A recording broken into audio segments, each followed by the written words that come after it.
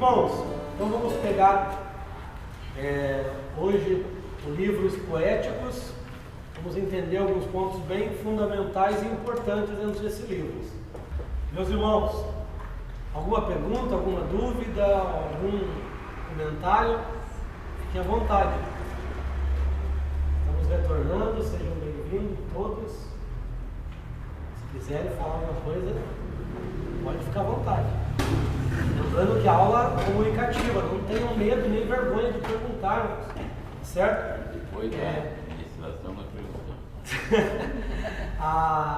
Eu sempre digo que a escola, isso é uma grande verdade, até pessoas da área dizem também, né? Psicólogos, a escola, ela, ao invés de ela produzir em nós pensamento crítico, né? Desenvolver, melhor dizendo, né? Ela acabou aprisionando muitas vezes, e nós ficamos refém da educação que nos foi dada, e essa educação, ao invés de nos libertar, vamos dizer assim, ela nos oprimiu, porque não sei vocês, né? Cada um aqui, nós temos aqui diferentes idades, mas pelo menos a minha educação era aquela que, se a gente fizesse uma pergunta e fosse uma pergunta errada, equivocada, ou até boba, aí os alunos já davam risada, tiravam o sal, você nunca mais perguntava. Nem se você tivesse dúvida na matéria, ali você não entendeu nada, mas você fica quieto, só para a professora não chamar a tua atenção, você fazer uma pergunta e errar e todo mundo dar risada de você, e daí nós crescer, pelo menos eu cresci com essa mentalidade, né? Então aqui não é assim, não. Nem que seja heresia. Bom, a gente já passou algumas heresias para você, né? Você acabou com o nosso evangelho. Nem que a festa seja pequena, né? Vou dar aula na escola dominical. Nossa, Eu dava aula na escola dominical e tinha um aluno muito inteligente. Fazia cada pergunta para mim que eu nem sabia. Tem alguns terríveis. O professor geralmente Ele queria saber se você tinha estudado. Se fazia para saber se eu... O professor estudou, né? Não, tem uns que vêm para provocar, né? acaba aprendendo, na verdade, na área educacional, né? A gente acaba não vai levar todo o conhecimento para a sala, mas a gente acaba aprendendo com alunos. Às vezes, mas tem esses aí que gostam de fazer só para daí eu escuto. Professora, eu já vi assim, ó. Realmente. É melhor a gente ficar quieto e dar a impressão que não sabe nada do que abrir a boca e todo mundo ter certeza. Mas daí às vezes. Mas assim não. Você tem. Mas em relação à palavra, assim, como a gente tem bastante tempo também que a gente ouve a palavra, eu acho que a gente tem que ter coragem de perguntar, né? Só que quando você está falando, às vezes a gente já está com alguma coisa, mas quando você está falando já está esclarecendo. Por isso que às vezes a gente... Sim. Não, tem isso também. E tem muito no nosso meio, né, na palavra. Nossos pais, eles não tiveram tanta profundidade, né? Fizeram muito bem a obra do Senhor, mas não tiveram muita profundidade com a qual hoje nós temos a oportunidade de ter. Poucos tiveram, na Assembleia, por exemplo, poucos tiveram o privilégio de se destacar como mestres aí, que são os mais velhos hoje. A Batista que vocês vieram já é bem diferente, né? É bem diferente. A Batista ela é presbiteriana voltada para a palavra desde... Agora, o pentecostal já são poucos lá nos nossos pais, né, antigos, que desenvolveram. Os que desenvolveram aqueles que tiveram contato com os teólogos americanos. Então, muitos fizeram a obra no pouco conhecimento que tinham e conquistaram muitas vidas, tinham muita unção, muita graça de Deus. Isso não tem nem o que falar, né? É uma grande verdade. Porém, hoje, nós temos a oportunidade de ter acesso a materiais aí que nunca, antigamente, os nossos pais teriam condição de ter. Então, hoje, melhorou o conhecimento. Por isso que muitas coisas do conhecimento antigo aí, nós mudamos um pouco, apresentamos uma nova forma de pensar, justamente por quê? Por causa da compreensão das escrituras que está sendo mais claras atualmente. Eu também, né? Nessa pouca caminhada que eu tenho, de busca pelo conhecimento bíblico e teológico, eu já mudei muitas vezes a minha forma de pensar e de ver as escrituras. Por quê? A gente vem com conceitos, a gente já entra na igreja, a igreja já está cheia de conceitos. A gente aprende esses conceitos que estão.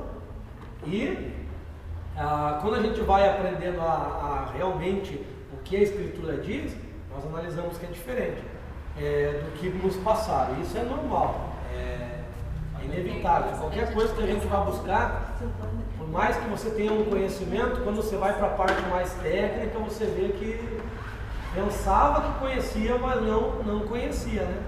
Isso em qualquer área, não é só na área bíblica e teológica, qualquer área.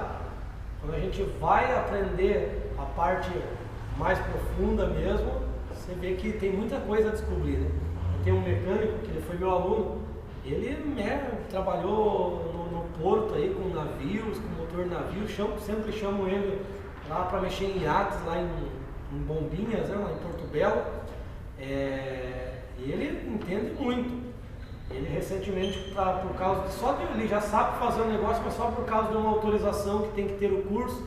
Se não tiver o diploma lá, ele não pode mexer, embora ele já saiba atuar, mas se não tiver aquele certificado, ele não está autorizado na mecânica dele a mexer. Então ele está indo para Curitiba todo sábado aprender. E ele diz que por mais que ele já conhecia, ele está aprendendo muito mais. Termos técnicos que ele nunca tinha ouvido falar, ele está aprendendo. Então, é assim na Bíblia também, na palavra. Só que o problema nosso, às vezes, é que a gente tem um tempo de fé, a gente já acha que sabe bastante, né? Esse é um problema que a gente traz para dentro aqui. E daí Deus precisa trabalhar em nós para nos mostrar, né, que realmente nós não sabíamos nada. E é sempre assim, quando a gente começa a buscar um pouquinho mais de conhecimento, a gente... Poxa, mas eu conhecia tanto e agora vem uma pessoa falando um negócio que me desconstruiu tudo. E isso vocês vão passar várias vezes por isso, né? Por isso que a gente tem, como a irmã falou lá, a gente sempre tem a aprender. Infelizmente, na educação secular, o método que é ensinado não dá a oportunidade do aluno expressar-se muito. Hoje está mudando, né? Mas se houvesse esse entendimento já há muito tempo, nós conseguimos, com certeza nossa educação estaria melhor, nós estaríamos produzindo mais, né? Porque o Brasil não investe nisso, né? Ele não investe em desenvolver o pensamento crítico dos alunos. E chega para vestibular, chega no Enem, chega para entrar numa faculdade, eles requerem isso, eles querem que o aluno tenha um pensamento crítico, por isso que pede a redação. E daí a grande dificuldade, né, de passar e de tirar uma boa nota. Mas nós temos que ser diferentes aqui, temos que desenvolver. E por muito tempo também nos ensinaram que a Bíblia eu não posso questionar, né? Não, a Bíblia é inquestionável. Pelo contrário, a Bíblia é totalmente inquestionável.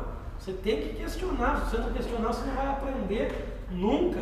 Imagina se os discípulos de Jesus ficassem só ouvindo ele e não perguntassem, não questionassem. Então questionavam a Cristo e Cristo respondia. Não posso ser duvidoso, né? Ter dúvidas, ser cético. Aí não. O meu questionamento tem que ser para descobrir o porquê. Por que Deus age assim? Por que Deus falou assim? Por que Deus se revelou dessa maneira? Porque a Bíblia fala que tudo que está escrito é para o nosso conhecimento. As coisas ocultas pertencem a Deus, mas as reveladas pertencem a nós. A nós foi nos dado para entender, para conhecer. Então, se a palavra foi revelada, não tenha nada aqui que não tenha uma interpretação, que não tenha como chegar a uma interpretação. Pode ser que eu não alcance essa interpretação, mas outra pessoa vai alcançar. Então, teve um pastor que disse que se fulano de tal, que é um grande ícone na Assembleia, não interpretar um versículo, ninguém consegue. Então colocou ele na posição do Espírito Santo, né? Você vê como nós somos idólatras, né? Então, se fulano não conseguir interpretar, ninguém interpreta. É porque o versículo não tem interpretação. O pastor chegou a falar isso, o pastor presidente, formado, teólogo, chegou a falar isso. Então não é assim que funciona, né? E é por isso que nós estamos aqui, para descobrir um pouquinho mais das Sagradas Escrituras, conhecer, ter o desejo, porque é claro que não tem como conhecer tudo, né? Isso daí, nem em uma vida nós conseguiríamos conhecer tudo. Mas é por isso que nós temos aí 2000 anos de história, de teologia, para poder buscar um pouquinho, cavocar ali, cavocar aqui, e formar um pensamento, um conceito, E glória a Deus pelos irmãos aí que tem anos de fé. Quem que é o mais velho da fé aqui? Eu tenho 18 anos de fé. Eu sei que tem muitos que tem mais, que são pastores aqui, tem 20. Irmão, tem mais, né? Tem uns 40, né? Então, ó, 31, 20, 40. Irmãos, isso é excelente, porque ó, 40 anos de aprendizado, mas está aprendendo ainda. 20 anos de aprendizado, está aprendendo. 30 anos de aprendizado e está aqui se esforçando. Nós temos obreiro ali, irmãos, na nossa igreja que deveriam estar se esforçando para conhecer, mas só porque fez um curso, e mal fez ainda, porque nem terminou. Básico, acha que sabe alguma coisa. Então, isso que é o diferencial, que faz a gente crescer mais, quando a gente busca, quando a gente não se conforma de apenas aprender uma vez, mas que está constantemente aprendendo. Isso é bom. Vamos para o livro de Jó. Por exemplo, livros poéticos. Nós sempre recebemos esses 5 livros como poéticos, não é? Mas, se nós analisarmos, ele está escrito em forma poética. Verdade, tem pontos poéticos ali. Porém, o livro de Jó, ele é mais filosófico do que poético. Isso os nossos pais da igreja lá, Agostinho, eles colocaram esses títulos aqui: Pentateuco, profetas maiores, menores, históricos, poéticos, lá na antiguidade. Só que hoje, se você observar o conteúdo de Jó, ele é mais filosófico do que poético. É mais a filosofia de vida daqueles homens que estão, dos personagens, né? Que é Jó, Elifaz, Bildade, Zofar, né? E Eliú e posteriormente Deus. É a filosofia de vida daquele povo que conhecia. Nós já vamos ver aqui no livro como que o porquê que eles pensavam assim e porquê que eles estavam questionando Jó. Então é muito filosófico o livro de Jó. O livro de Provérbios também. O livro de Provérbios é mais filosófico do que um livro poético. O livro mais poético seria, entre esses 5, seria o livro de Salmos, o livro de Cantares, e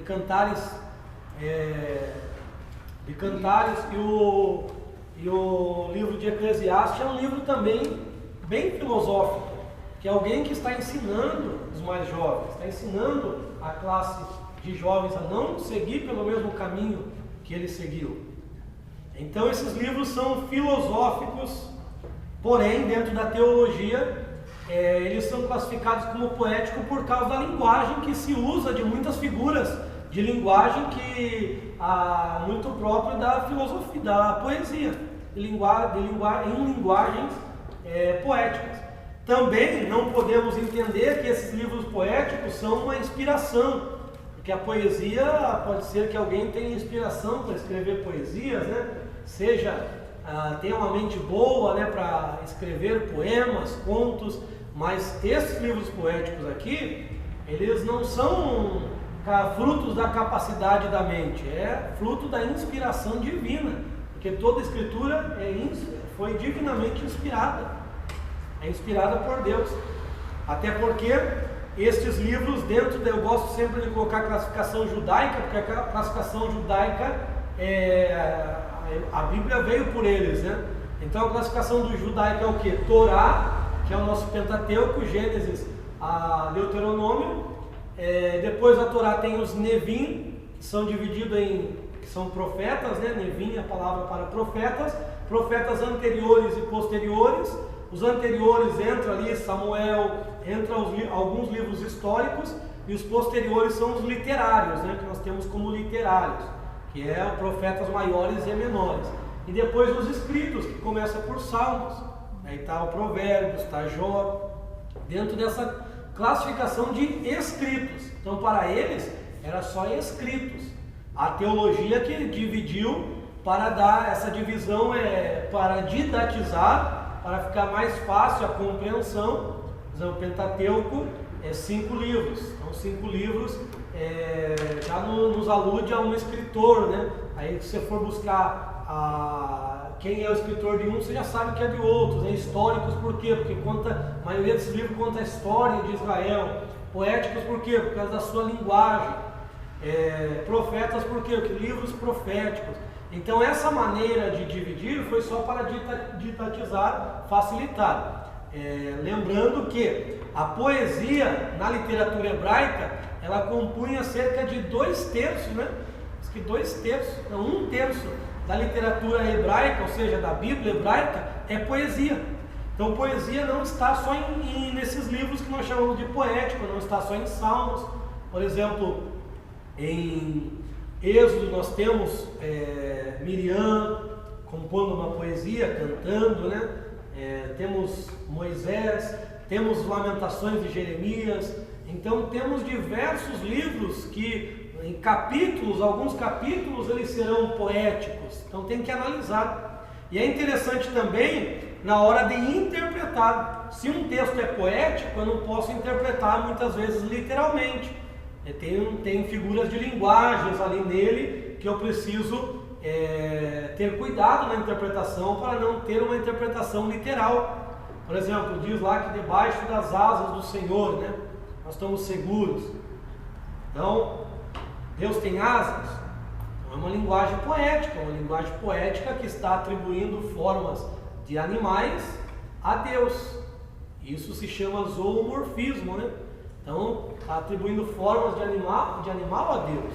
Assim como quando a gente fala de olhos de Deus, né? Mão de Deus, é um antropomorfismo, estou dando forma humana. Porque Deus é espírito, não sabemos a forma de Deus, e Deus pode tomar qualquer forma, porque não está limitado à matéria. Então, é importante tomar cuidado nas interpretações desses livros poéticos, porque às vezes é só uma figura de linguagem que está ali e não tem nada demais. Às vezes é só uma repetição, às vezes é uma símile, às vezes é um referencial numérico, por exemplo, quando usa lá, né, 6 coisas Deus não gosta, a 7ª ele abomina. Não quer dizer que a 7ª é a que ele mais odeia, ele não gosta de todas as 7, mas ele quis, o escritor lá no provérbio, ele quis dar uma ênfase que semear contenda é algo que é muito prejudicial, então ele deu ênfase na 7ª, mas não quer dizer que as outras Deus tolera. Todas Deus abomina, todas Deus não quer que praticamos. Para o convívio geral. E a gente pensa assim. A gente já diviniza, espiritualiza, né? Vamos dizer assim, não é divinizar, é espiritualizar o texto. E muitas vezes esse é o problema, de nós espiritualizarmos esses textos. Por que ele coloca aqui o semear contenda? Porque das 7 ali, o que tem mais impacto no convívio social, da comunidade, é o que? É o semear contenda. Por exemplo, hoje, um adultério, uma fornicação, um roubo, qualquer tipo de pecado mesmo. Ele prejudica o pecador, né? Quem peca. Agora, o contenda, ela prejudica toda uma igreja, que é o que Paulo fala, né? Não vos embriagueis com o vinho que traz dissolução, que traz contenda. Ele só está usando a figura do vinho para referir-se à contenda. Basicamente está dizendo, não se embriaguem com a contenda. E como que eu faço para não me embriagar com a contenda? Enchei-vos do Espírito, porque o Espírito, o fruto do Espírito é amor. E se eu amar os irmãos, eu não vou levantar contenda. É muito importante nós entendermos a forma de interpretar para não errarmos, né? Já falamos um pouco sobre os livros poéticos, vamos para Jó, que é um livro tremendo, né? Jó é o livro que considero o mais antigo da Bíblia. Porém, na minha opinião, humilde opinião, ele foi escrito junto com os 5 rolos da Bíblia. Foi escrito junto com Gênesis. Eu não vejo que ele seja mais antigo, eu vejo que ele seja um escrito tão antigo quanto o livro de Gênesis. E até não dá para saber quem é o escritor, mas possivelmente, se ele é tão antigo assim, o escritor do livro de Jó foi Moisés. E isso é bem concebível, por quê? se nós pegarmos a terra de Jó, que é Uz, e alguns dizem que esse Uz pode ser o próprio Jó, porque antigamente o que acontecia? O primeiro que ia para uma região colocava o seu nome naquela região, naquela terra. E a terra que ele morava chamava Uz. Ele era tão reconhecido por todos e tão, vamos dizer assim, reverenciado por todos, que é bem provável que Uz seja um outro nome do próprio Jó.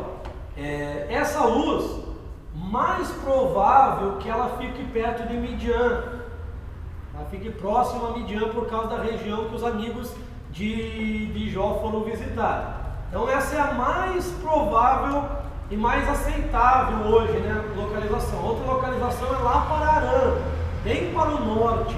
Então ficaria uma viagem muito distante para os amigos de Jó. Então a que mais se aproxima é que ela é próxima a Midian. Moisés ficou 40 anos em Midian na família de Reuel, na família de Jetro, né, seu sogro. Ali ele fica conhecendo, bem provável que ele conhece a história de Jó. Outro sim, pode ser que em tabuetas, né, em outras formas de escrita, tenham escrito, né, a história de Jó. Tenham escrito algumas partes, né, e Moisés tenha compilado apenas. É certo que, para entender isso, temos que saber também em que tempo viveu Jó. Qual que era o tempo de Jó? Ele era contemporâneo de quem? Para nós entendermos a sua história. Alguns eu já vi no livro, acho que de Badep, que chegou a dizer que ele era até antediluviano, mas isso é pouco provável. Existia um Jó que era neto de Jacó, filho de Issacar. Porém, pouco provável que seja este Jó. Por quê? No período dos filhos de Jacó, das tribos ali, pouco se ouve, quando você lê Gênesis, pouco você vai ver as pessoas fazendo holocausto a Deus. O tratamento que você vê em Jó, de Jó com Deus, dele levantando holocausto, fazendo sacrifício pelos seus filhos. No período dos filhos de Jacó, não tinha esse relacionamento com Deus. O homem já estava mais afastado. Os próprios filhos de Jacó, né, tentaram matar o seu irmão. Então, para você ver que eles não tinham no seu coração de buscar a Deus, de reverenciar a Deus. Eles não tinham isso. Você não vai ver os filhos de Jacó adorando a Deus. Neto, então, bem mais difícil, né? Porque os netos, bem provável que entraram para o Egito. E não fala de um Jó no Egito, né? Fala na terra de Uz. Então, como saber de que época é Jó? Para nós sabermos de que época é Jó, nós temos que ir para o final do capítulo. Nós não vamos ler agora, não precisa se preocupar. Quando os amigos de Jó vão dar dinheiro para ele, e ali a moeda que está escrito ali, no original, eu fui pesquisar isso hoje, né, para confirmar mesmo se é fato, né, porque eu já tinha falado nisso, mas não tinha visto lá no original. E hoje eu fui conferir, para dar mais sustentabilidade ao que eu estou falando.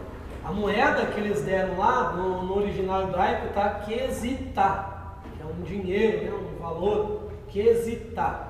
Essa mesma palavra aparece quando Abraão, lá no Gênesis 33, 19, quando fala de valor. Então, por causa dessa moeda, outra vez que vai aparecer, a única outra vez que vai aparecer é em Josué. Mas Jó não pode ter sido contemporâneo de Josué, senão não teria sido escrito mais antigo. Então, hermeneuticamente falando, Jó, ele era contemporâneo de Abraão. Então, assim como Deus estava chamando um Abraão, lá na terra de Uz tinha alguém que adorava a Deus. Tinha alguém que reverenciava o único Deus. Por quê? Abraão, aqui eu não falei ainda. Abraão, quando ele nasceu, quando Abraão tinha 58 anos, Noé morreu. Então observa, era pouco tempo até Noé morrer. Noé viveu 350 anos depois do dilúvio. Então foi pouco período de tempo de Noé até Abraão. Então o povo ainda ainda estava na mente, alguns povos, né? A Suméria, por exemplo, já estava com o entendimento de vários deuses, mas alguns povos ainda lembravam do dilúvio. Tanto é que tem o dilúvio, tem várias culturas uma história do dilúvio. Então o povo ainda lembrava do dilúvio, se lembrava do dilúvio, sabiam que quem enviou o dilúvio foi Deus. Então tinha alguns povos que estavam espalhados pela terra, mas que ainda adoravam o único e verdadeiro Deus. E outros povos já começaram a adorar diversos deuses. E Deus tira Abraão lá do meio daquele politeísmo para levar até Canaã. Então observa que Jó provavelmente é dessa época. Não se sabe se mais velho, mais novo, não se sabe, mas é provável que mais velho, né? Do que Abraão. Por isso, este livro é tão antigo, hein? Por isso que este livro é tão antigo. Tá certo? E é interessante, um ponto aqui bem interessante é que ele viveu tanto tempo antigo, né? Um tempo tão antigo, que provavelmente relatos da sua história foram escritos, da sua história, né? Foram escritos ou foram passados por tradição oral, que Moisés, ele não escreveu por revelação de Deus, simplesmente a história. Claro que muitas coisas, bem provável que Moisés tenha tido revelação, mas a maioria da história do Gênesis ele escreve por causa das tradições orais. E já havia duas tradições fortíssimas que passavam, transmitiam.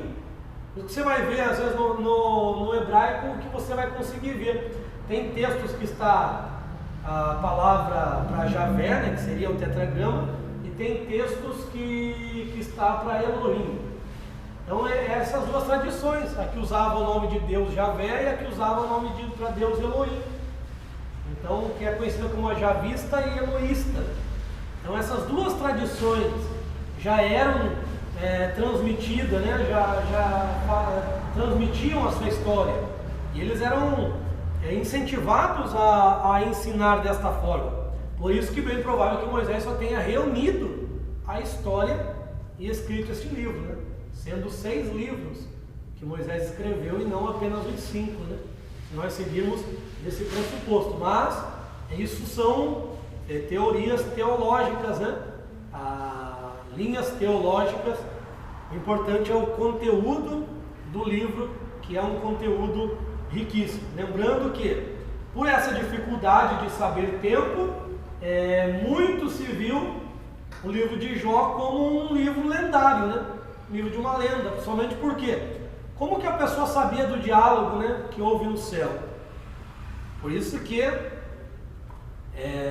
veio por tradição oral, que Moisés não tinha como saber disso, né?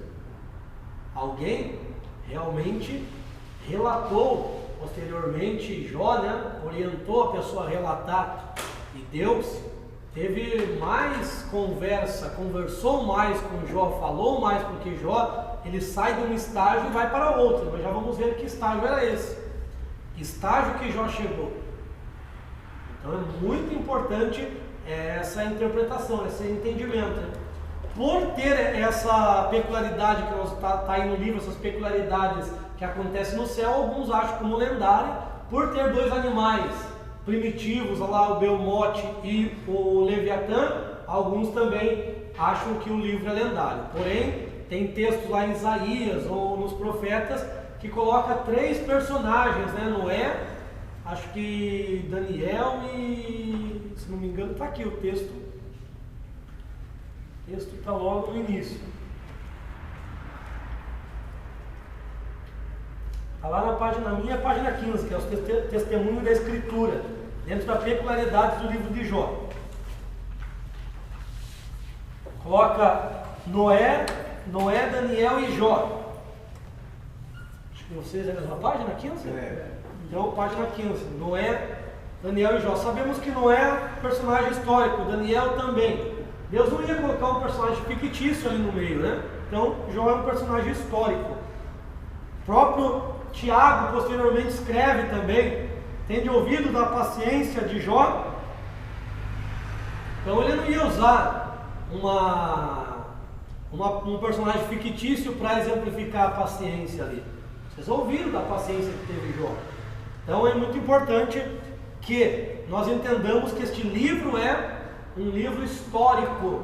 É um livro, uma história que se passou no período provavelmente de Abraão, se nós entendermos dessa parte.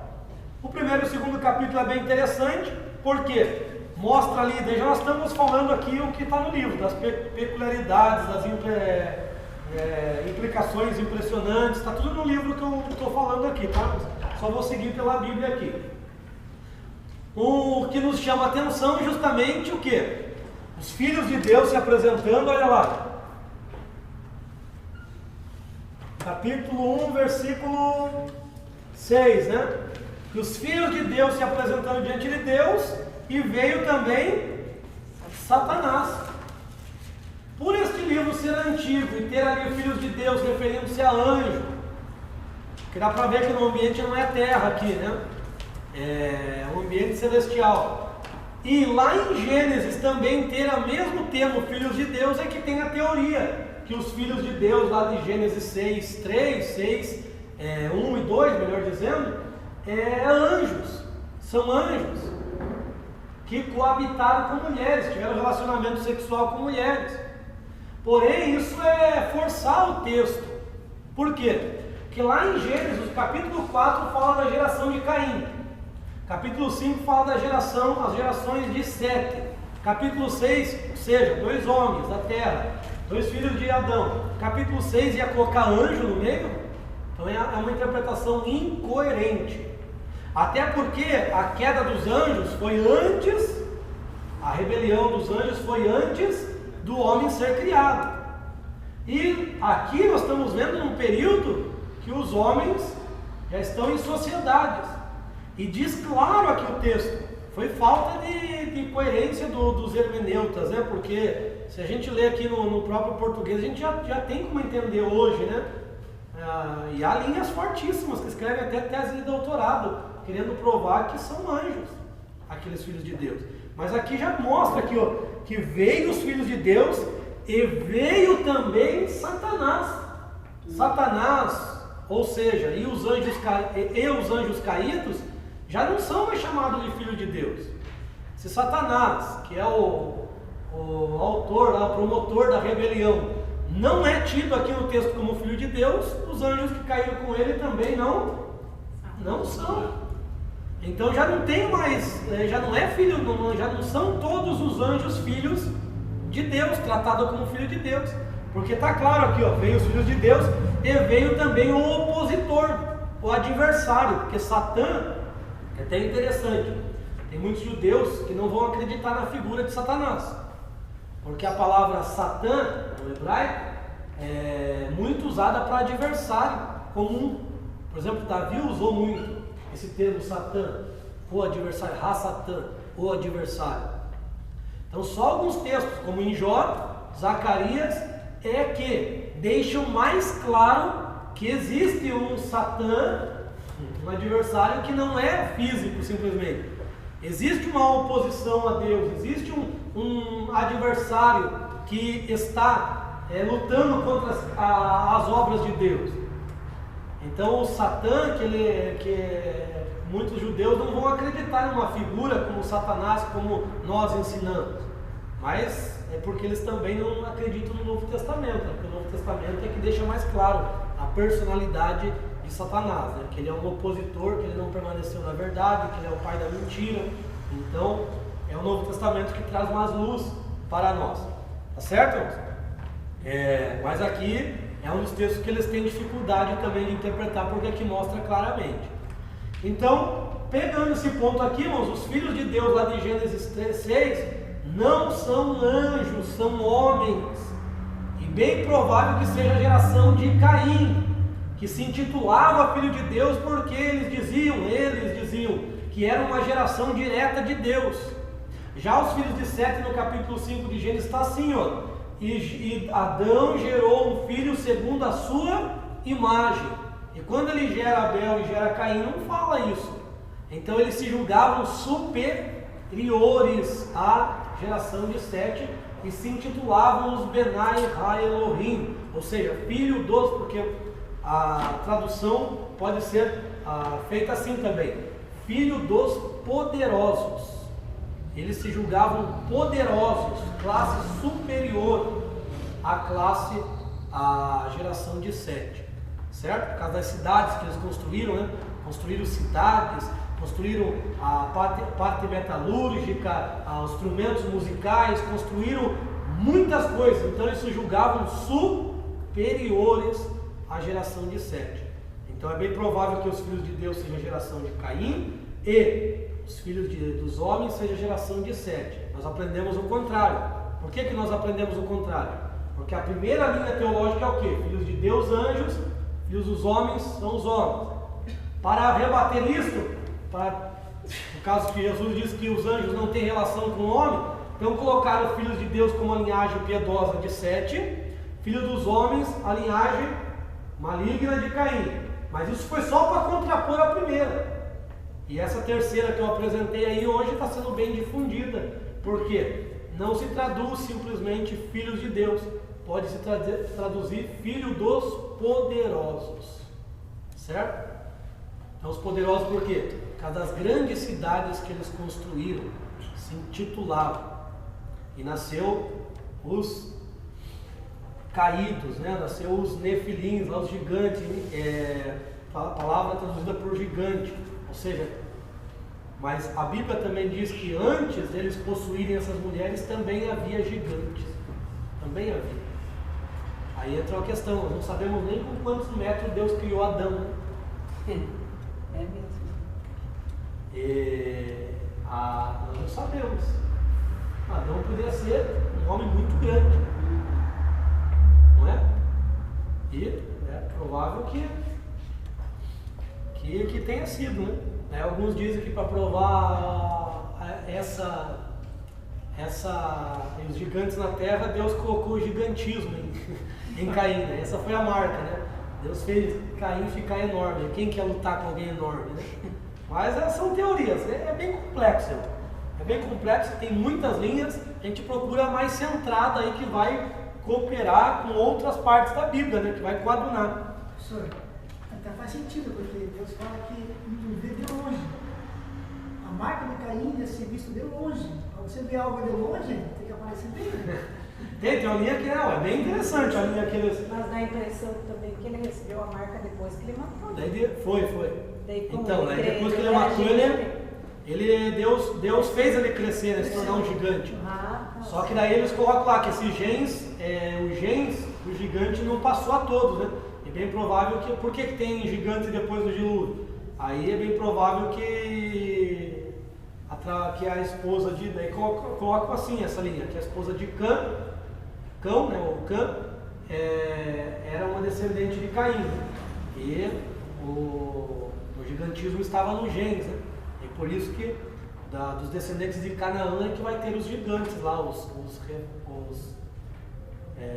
Nefilins, né? Tem outras palavras Tem também, outras, tem outras que eu não lembro agora. Emins, né? Emins, Zezumins, tem uns ins ali. Tem uns ins, né? Que são as descendências dos gigantes. Então isso é teoria, né? Porque a marca tem mais sentido espiritual do que físico. Imagine se você conhece alguém hoje aqui que faz uma atrocidade que ninguém fez no mundo até agora. Até agora ninguém fez tal atrocidade que essa pessoa fez. Você vai passar perto dela? Você vai chegar perto? Você vai lá discutir com ela? Você vai tirar satisfação? Então o camarada matou. Não tem limites, ninguém tinha feito isso até agora. Matou. Então ninguém ia querer lutar com ele. Então essa marca tem mais sentido espiritual, uma proteção para que porque o diabo não queria ficar no corpo do animal, né? O diabo queria o homem, porque através do homem ele poderia reinar. Então foi uma proteção para que ele não ficasse possesso, ele não fosse possuído. A geração de Sete tinha a proteção do Espírito Santo. Aí essa mistura de raça veio uma terceira geração que surge os primeiros endemoniados da terra.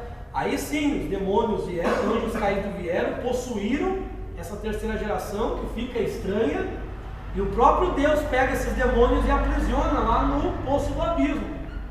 Isso quem fala é Pedro, né? Que tem espíritos em prisões desde o tempo antediluviano. Porque eles deixaram a sua habitação natural e possuíram homens. Lembra aquilo que eu passei para vocês?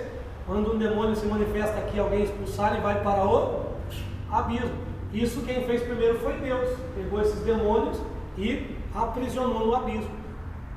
E hoje, quando é expulso, ainda vai demônios para lá. Pelo menos uns 200 milhões até a grande tribulação vai ter, né? Esses 200 milhões que vai vir para a Terra. Hein?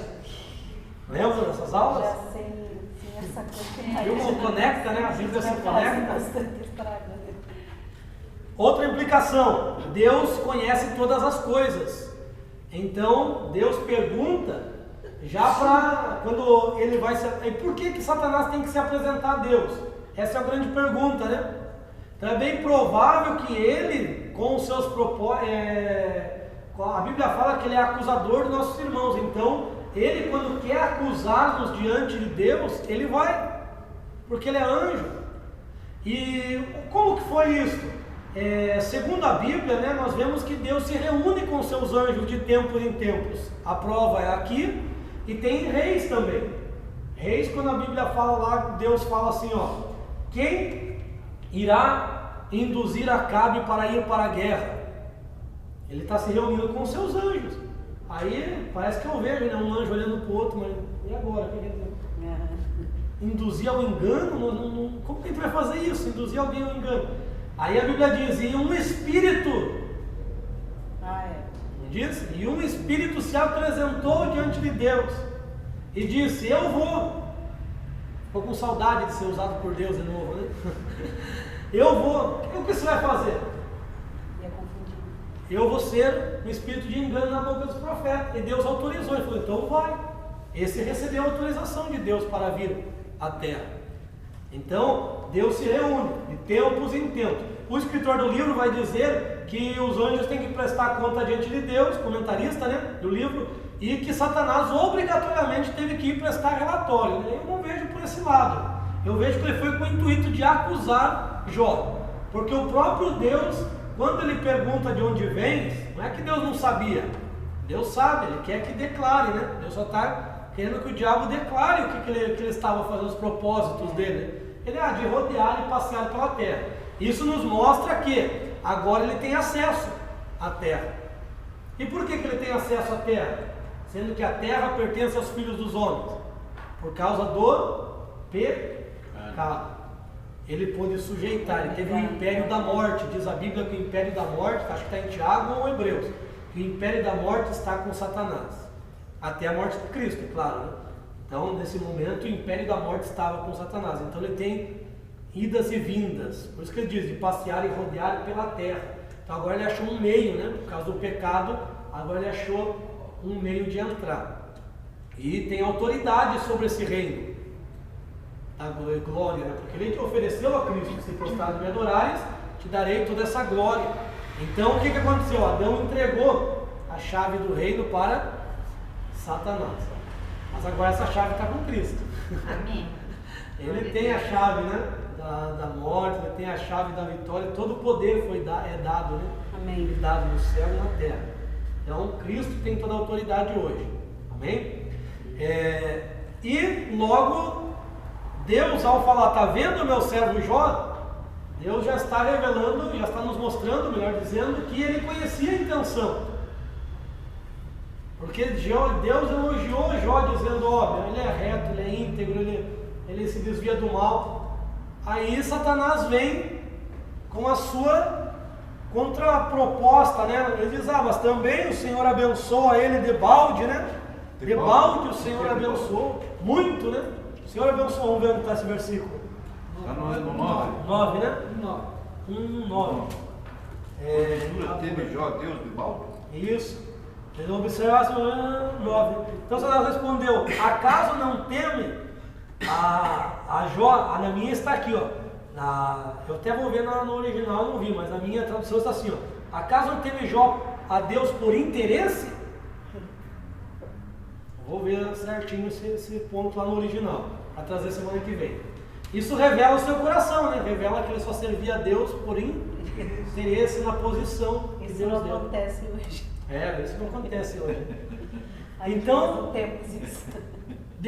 Acaso a Jó não teme o Senhor de balde, ou seja, porque o Senhor o encheu, porque o Senhor tem que colocar, tem alguma outra tradução aí? Sem Interesse motivo. de balde? Sem motivo. Acaso não teme? Será que é sem motivo que Jó tem Deus?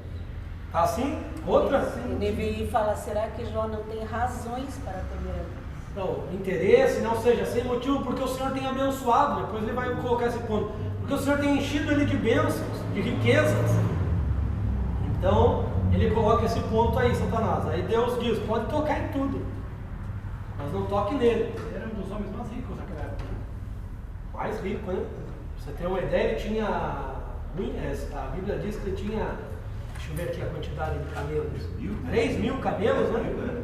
3.000 camelos, isso daí equivale aí às Ferraris de hoje, né? Na época. Então ele tinha, né? Servos, riquezas demais, né? E em um dia perdeu tudo, e a vida dos seus filhos também. Perdeu os seus filhos. E o que ele fez? E olhador, ó Deus. Olha lá, na minha versão diz assim, vamos ler o 10 para concluir, né? A gente nunca pode pegar isolado. Não puseste porventura uma cerca viva em torno dele, da sua casa e tudo quanto possui? Isso mostra que Satanás já tentou tocar nas coisas de Jó, mas não conseguia. Porque Deus estava guardando. Não permitiu, é verdade. Deus não permitia. E suas possessões se incrementam, ou seja, crescem sobre a terra. Mas estende e toca nele. Vai ver que ele blasfema de ti, né? Aí Deus, o que Jó fez? Nu saí do ventre da minha mãe, nu olharei para lá, né? O Senhor me deu, o Senhor tomou. Vamos ver lá. No capítulo, versículo 21. Nu saí do ventre da minha mãe, nu tornarei para lá. O Senhor deu, o Senhor tirou. Bendito seja o nome do Senhor. E Jó não pecou. Aí novamente mostra aí a apresentação, né? Que os filhos de Deus estão se apresentando e vem Satanás, né? E Deus novamente, né? Faz as mesmas perguntas e Deus da mesma forma mostra, viu meu servo Jó, temente, ainda que ele incitou, né? Que Jó ia blasfemar. Aí Satanás, não obstante, ele diz, pele por pele, capítulo 2, versículo 4. Porque tudo que o homem dá, tudo que o homem possui, pagará por sua alma. Ou seja, o que ele está dizendo? Que não aconteceu nada com ele. Está acusando Jó de egoísta aqui, né? Não aconteceu nada com ele, mas se acontecer algo com ele, você vai ver que ele vai blasfemar diante de ti. Aí Deus falou lá, eis que entrego em tuas mãos, mas guarda-me a vida. Irmãos, o inimigo ele pensa que está nos derrotando, ele pensa que está nos vencendo, mas quando ele menos sabe que ele está sendo apenas um instrumento para as grandezas de Deus para a nossa vida. Ele pensou que estava que conseguiria tirar a fé de Jó e que conseguiria fazer com que ele realmente sucumbisse. Mas cada vez que Jó estava debilitado, estava mais caído, irmão, o diabo teve que ser, além do diabo colocar a enfermidade, ele teve que ser um enfermeiro de Jó também, que não podia deixar o homem morrer, né? É mesmo, né? Não podia ter... Então quando Jó estava piorando, ele tinha que, peraí, tinha que cuidar de Jó, não posso deixar ele morrer, porque Deus falou, poupa-lhe a vida. Isso nos mostra o quê? Que Satanás não tem poder ilimitado, ele tem um poder apenas se Deus permitir ele agir de certa forma, e é limitado, ele não pode fazer todas as coisas, ele não é onipotente. Outro sim, ele não é onipresente, isso é muito importante, porque nós lemos aquele texto, o diabo está ao nosso derredor, então a gente já fica pensando, meu Deus, o diabo está espreito em mim aí. Toma cuidado. Mas espera aí, eu estou lá na praia, né? Eu estou lá na praia, você está aqui, nós dois preocupados, o diabo, mas ou ele está lá ou ele está aqui, porque ele não pode estar nos dois lugares ao mesmo tempo, né? Ele não pode. Então o que esse texto diz? Que o diabo está ao nosso derredor. procurando brechas. Não quer dizer que ele sempre estará, mas que ele tem os seus enviados que provavelmente estarão procurando uma brecha em nossa vida. Ou ele próprio, né, estará procurando uma brecha em nossa vida. A importância do texto é que nós não podemos dar brechas, né? Porque temos que viver uma vida. Qual que é o intuito de Pedro ao escrever? Que o homem viva uma vida santa diante de Deus. Então a gente lá já coloca, né? Se o diabo está ao redor está um anjo, né? A gente já mistura os textos lá, né? Ao redor está o anjo, então está sempre uma guerra ali. E nós sabemos também que os anjos hoje não têm necessidade de acampar ao nosso redor. Isso é uma visão do Antigo Testamento. Porque nós temos Deus dentro de nós. E quem que é mais poderoso? Deus ou anjo? Deus. Nós temos Deus, irmãos, dentro de nós. Então Deus é infinitamente mais poderoso. Isso já Moisés sabia, né? Diz, não quero anjo não, Deus. Quero a tua presença. A Moisés foi ousado. Viu, pastor? Exatamente. E nós agora, às vezes, queremos anjo, não queremos a presença. É mesmo. E o professor? Inverteu o negócio, né? Hoje aqui. Quero aproveitar para fazer uma Hoje é pergunta. sério. Esses eles não sabem. Pode fazer. Aproveitar para fazer uma pergunta, porque eu li essa semana mesmo. Eu li que Deus fala alguma coisa a nosso respeito que nem nós acreditamos. Ele fala que nós somos santos. Ele elogia, né? Nós Exatamente. somos santos. Eu comecei a pensar nisso. Eu sou santo. Ele me vê como Deus não vê, como o homem vê. Porque às vezes nem eu acredito. Para a verdade que eu faço. Mas através do Senhor Jesus, né? E Porque se fosse por nós. isso é exatamente o que a obra, né, de Cristo veio fazer. Né? Que a obra de Cristo é que requer mesmo que todos nós sejamos santos. Então, ele veio, e a Bíblia diz que ele verá o fruto do seu trabalho e a sua alma se alegrará, né? Você estará satisfeito nele, terá prazer, porque esse é o objetivo, que nós vivamos como ele viveu. Aí nós chamamos isso de santidade, é uma vida em santidade. Exatamente, nós devemos ser santos, e Deus nos mostra aqui que ele elogia como nós realmente somos bons servos, né? Bons soldados. Então Deus conhece a questão de Gideão, né? Tu és um varão valoroso. Nem Gideão achava que tinha valor algum, né? Deus reconhece os nossos atributos também, né? Assim, nós temos que reconhecer os atributos de Deus, sabendo que tudo é por Ele, né? Sem Ele nós não conseguiríamos ser nada. Pode dizer. Pois é, esse santo que nós somos santos, eu aprendi que santo quer dizer separado para o Senhor.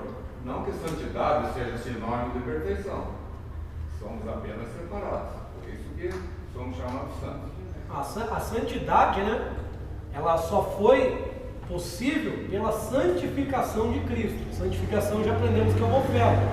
Então essa santificação nos proporciona, nos dá a oportunidade de viver em santidade. E essa santidade é a mesma santidade se nós vivermos pela palavra, é a mesma santidade que Cristo viveu. Então Cristo não pecou em nenhum momento. O próprio Jó, antes, observa que bem antes do sangue de Cristo, ele vivia uma vida justa. Pelas leis que estavam cravadas no seu coração, ele era obediente às leis de Deus. Então, o livro de Jó nos prova que é possível viver uma vida justa diante de Deus se nós vivermos pela sua palavra. Antigamente era pela lei. A lei proporcionava eles viverem uma vida justa, uma vida santa. Porém, muitos não obedeceram à lei. Naquele período, Deus agiu assim naquele período. Hoje é diferente, hoje é através do seu Filho, através do sangue. Então só através de Cristo que nós temos a capacidade de viver diante de Deus uma vida justa, uma vida santa. Esse é o objetivo, uma vida em perfeição. Só que a perfeição não é imunidade contra pecado. Diz lá, foste perfeito em teu caminho até que achou iniquidade em ti. A perfeição não imuniza-me de viver, ou melhor, não é uma blindagem contra o pecado. A perfeição ela só existe a partir do momento que eu caminho pela palavra, pelo que Cristo ensinou. Porque Cristo é perfeito, o Pai é perfeito e o que Ele ensinou é perfeito. Então, se eu caminhar assim, eu caminho pela perfeição. Eu caminho a santidade. A santidade é a perfeição que Deus quer. Mateus 4, 5, 48 diz: sede perfeito como o Pai Celestial é perfeito. E qual que é o segredo? O vínculo da perfeição é o amor. Então esse é o segredo, é viver pela palavra. Eu consigo viver essa santidade. E a separação, essa separação aí, ela pode ter diversos sentidos, né? É separado do mundo, separado para Deus, separado das coisas deste mundo. Então, se eu sou separado das coisas desse mundo, se eu sou inimigo desse mundo, eu sou amigo de Deus. E a predestinação, esse é um grande erro dentro da predestinação. A predestinação, ela não é para a salvação, a predestinação é para ser semelhante a Cristo. Foi o que Paulo falou. E nos predestinou para sermos semelhante à imagem do seu Filho, ou seja, para ser semelhante a Cristo. Então, o que é a perfeição? A perfeição é aquilo que eu acho que eu já passei para vocês, né? É ter a mente do rei, coração de servo, a administração do homem, a visão da águia. E os dons ministeriais foram deixados para isso, né? Pastor, profeta, apóstolo, profeta, evangelista, pastores e doutores. Está lá no versículo 12: querendo a perfeição dos santos, até que todos cheguem à mesma estatura e à mesma medida de fé e conhecimento do Filho, a uma estatura de varão perfeito. O varão perfeito é o Cristo do Novo Testamento, o Cristo da Nova Aliança. Então é essa estatura que nós temos que chegar. Então a santidade é muito mais, né? A gente entende que santo é perfeição. Não é isso que nós, como seres humanos, entendemos, e não é isso. Porque santidade é um processo na nossa vida. Exato, a santidade sim. A santificação é uma obra, a santidade sim, porque eu posso viver em santidade por alguns dias e daqui a alguns dias não estar mais. Por isso que a Bíblia diz que a vontade de Deus é que nós honremos a nossa santificação. E como que eu honro a nossa santificação? Vivendo em santidade. Então, por isso que é dia após dia, né? É aquele que começou a boa obra, aperfeiçoará dia após dia. Por quê? Se tem algo que só vai ser vencido é na glorificação, é nossa carne. Nossa carne é nosso maior inimigo, né? Nossa carne, os desejos, os instintos. Nós hoje já aprendemos, ou vamos aprender mais ainda sobre isso, acho que nos temas vai entrar. Esse é o maior inimigo, o diabo não é nosso maior inimigo. Nosso maior inimigo é nós mesmo. Por quê? O diabo está distante. Se você se sujeitar a Deus e resisti-lo, ele é covarde, ele foge. Agora a tua carne não foge. A carne no sentido dos desejos, né, das pulsões. E ela é tão corajosa, só por ela é tão corajosa que ela luta contra Deus, porque ela guerreia contra o Espírito Santo. Olha que carne miserável. O diabo não luta contra Deus, mas a nossa carne ela luta. Ela não converte? Ela é terrível. Irmãos, isso. Irmãos, antes de nós irmos, eu só vou ferver a mente de vocês agora, porque eu preciso, para nós irmos pro lanche. Alguém leia Jó 2,9. Depois você lê para nós aqui. E a mulher dele disse: você ainda continua sendo bom? Amaldiçoa a Deus e morra. Agora lê bem alto para nós 2,9. Então disse-lhe a sua mulher: ainda te aferras à tua integridade? Adora a Deus e morre. Mudou alguma coisa? Então a sua mulher lhe disse: ainda retens a tua sinceridade? Amaldiçoa a Deus e morre. Mas é a mesma da versão dele, né? Amaldiçoa a Deus e morre. Aí está amaldiçoa? Não. Está como? Ainda te Finalzinho.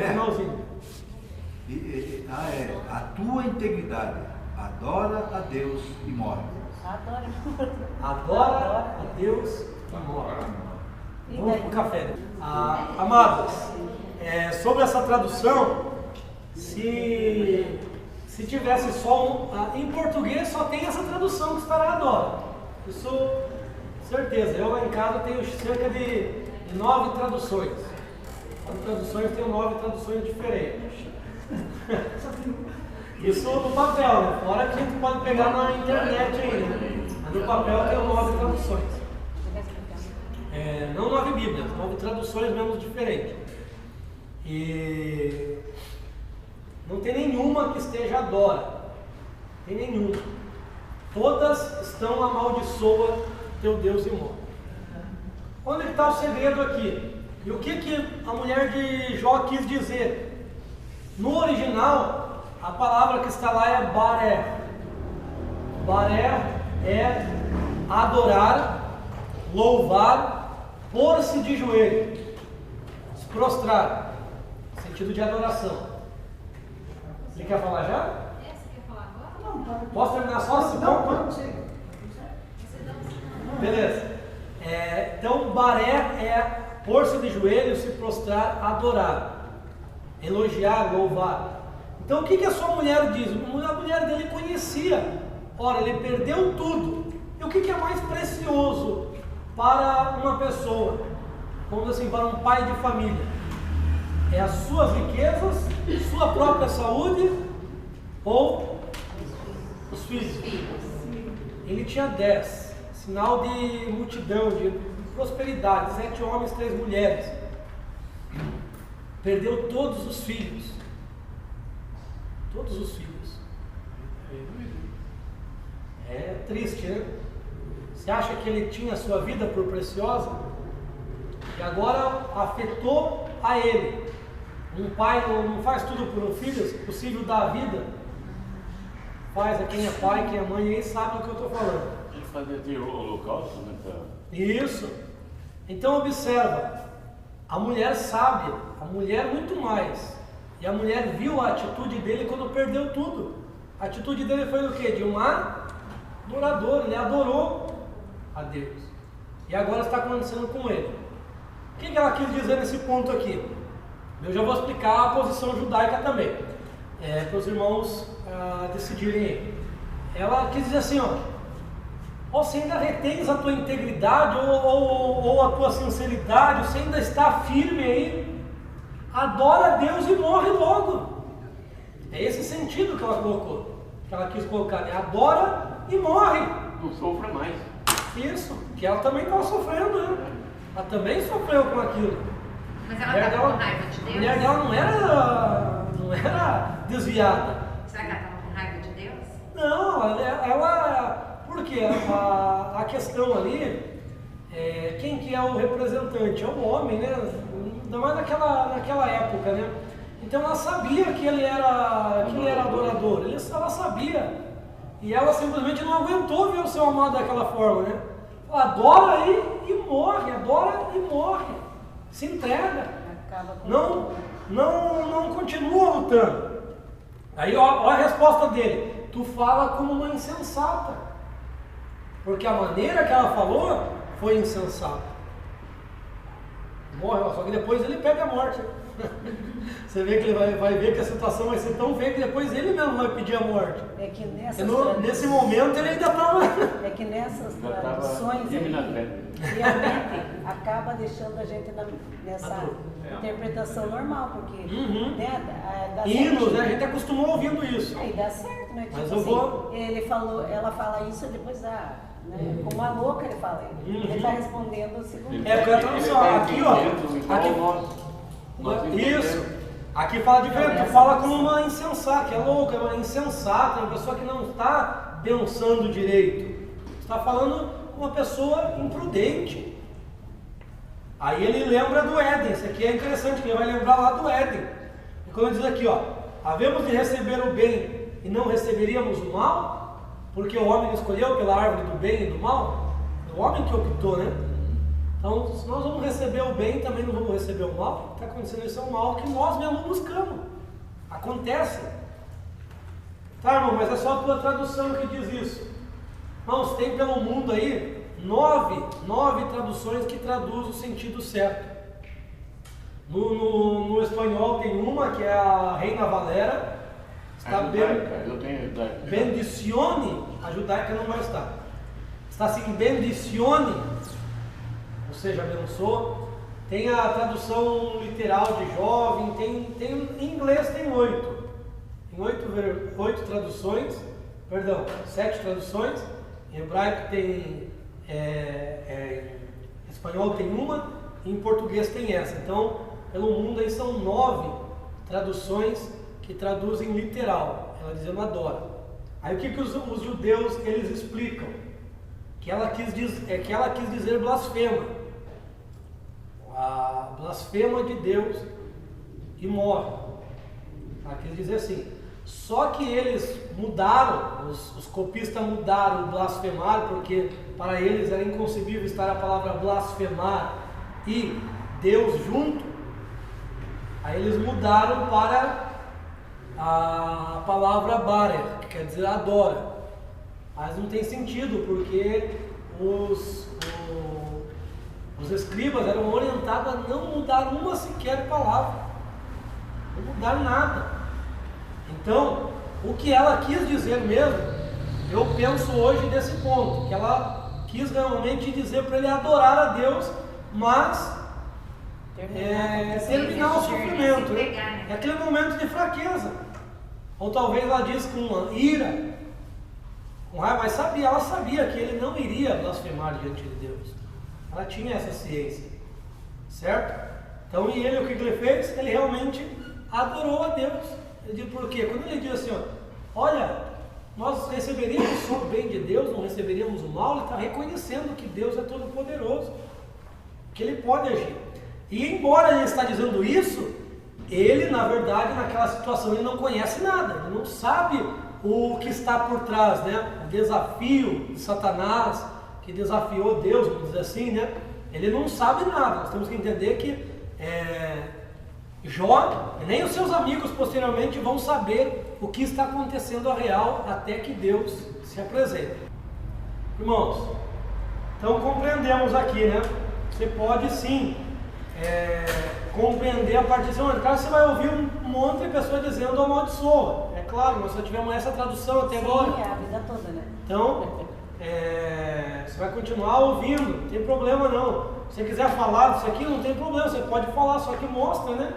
Essas formas, ou a forma que ela falou, que fez com que ele disse, você fala como uma insensata. Porque ela agiu, por isso que a Bíblia diz, e Jó não pecou, dizendo isso. Jó não pecou. Não é porque ela pecou. Jó não pecou porque realmente ele conseguiu identificar que ela estava sendo insensata naquele momento. Posteriormente, o próprio Jó faz coisas piores nesse sentido, por causa das aflições. Ele pede a sua morte. É problema pedir? Tem momentos na vida que não dá, né? A gente não se sente saída, não vê saída. Aí ele falou, quisera que eu nem tivesse nascido. Tanta foi a opressão, né? Tem momentos na vida, isso quer dizer que você é um ser humano. Parabéns! Você não é um ET. Você é um ser humano, todos nós. Mas então aquele versículo da amaldiçoa teu Deus e morre, não. A tradução mais literal é adora a Deus e morre. Adora a Deus. Ela falou, adora a Deus e morre. Nada a ver, né? Amaldiçoa. Na tradução, né, eles dizem isso, né, que eles não querem. Nas cópias eles dizem que os copistas não quiseram colocar a palavra amaldiçoar e Deus junto. Aí trocaram, né? Trocaram para baré, no caso, não quiseram colocar essa palavra, colocaram baré, que é adora. Mas isso aí é inconcebível dentro das escrituras que a gente entende, porque causaria mais confusão. O que ela disse pronto. Né? Deixa eu dizer, o problema foi as traduções que nós recebemos. Né? Me parece que Jó entendeu como nós entendemos. Me parece que ele não entendeu o baré. Não, Nilson, não está entendendo. Eu? Não, o que ela disse adora a Deus e morre. Quem escreveu foi depois, né? A voz dela, com certeza, fez com que ele, e nós aqui também. Mas nós é por causa da tradução, né? Nós não sabíamos. Porque o original. O original está agora, né? Você tem que ficar com o original, é que a gente tem a vida toda, né? E ali Aí os copistas colocam esse ponto, né, de que houve mudança por causa da reverência que eles têm ao nome de Deus. Né? Então daí eles não achavam inconcebível ter a palavra amaldiçoar e Deus junto. Porque eles jamais porque Deus não se amaldiçoa a Deus, né? Aí trocaram para adora, mas não é, na verdade ela falou isso mesmo. Ela é o falou original. o quê? Adora. Eu posso trazer para os irmãos, eu posso trazer o número das traduções, o nome das traduções. Estava no meu outro livro, esse livro é novo, aí não está aqui. Mas no outro livro estava todas as traduções e como que está, certo? Então o sentimento dela é que realmente é a forma com que ela disse, né? Então, eu posso dizer uma coisa com ironia, né? Sim. Mas querendo dizer outra. Então, essa é a tradução literal, é isso que eu estou passando para os irmãos. Eu só posso pregar para vocês daqui da sala. Não, tem coisa, realmente, tem coisa que é para quem estuda, para quem busca. Tem coisa que é para quem busca, que não dá para você falar na igreja, por exemplo.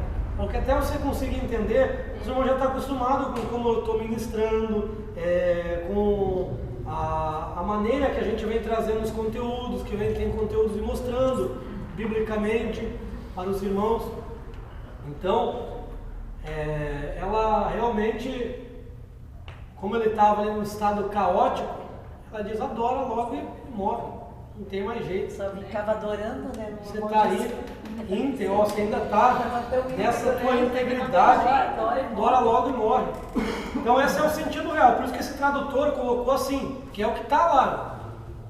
É o que está lá no original, certo? Depois começam os diálogos. E os diálogos é a maneira como seus amigos, que vêm de longe, eram amigos? Eram amigos sim. Olha só, os camaradas vieram e ficaram 7 dias sem conseguir falar nada da situação feia que estava Jó. 7 dias eles ficaram planteando ali. Só que eles, como não tinham resposta, né? Hoje, que se eles vivessem hoje, seria mais fácil para eles dar a resposta. Porque qual a resposta do crente? Deus sabe todas as coisas. Não queria o livro, né? Queria só essa frase com os 3. Aquele que fortalece. Tudo posso aquele que me fortalece. Não, mas diante de uma situação assim, difícil, de saúde, o que a gente fala para o familiar? Ou de morte até? Deus sabe todas as coisas. Quando eu falo, não sei se foi aqui que falaram, mas foi aqui no início, né? Por que o trabalhador morre? Foi, né? Então, aí a gente usa essas frases aí, não. A pessoa está preparada, por isso que foi. A gente quer confortar, né? De alguma forma, sem saber. E eles foram lá para confortar, só que eles viram que estava tão caótico, coisas que eles nunca tinham visto antes, que eles usaram o seu conhecimento para querer dar uma explicação. Só que essa explicação, qual que eles acharam a explicação? Que a ideia que eles têm, lembra daquele período perto de Abraão, ainda o dilúvio está bem nítido na memória, ele diz, Deus só destrói os infiéis, os ímpios. Então se você está passando isso, João, você está em pecado basicamente. Aí eles vão apoiar, por exemplo, ele vai apoiar na observação geral. Ele vai usar o texto que ele vai dizer ali, que tem uma palavra, nunca foi visto. Então, observação geral e está na página 20. E uma suposta iluminação especial. Então ele observou todo o seu conhecimento, tudo que ele conhecia. Ele diz, nunca aconteceu isso com o justo, então você está em pecado. Já a humildade, ele vai se apoiar na tradição.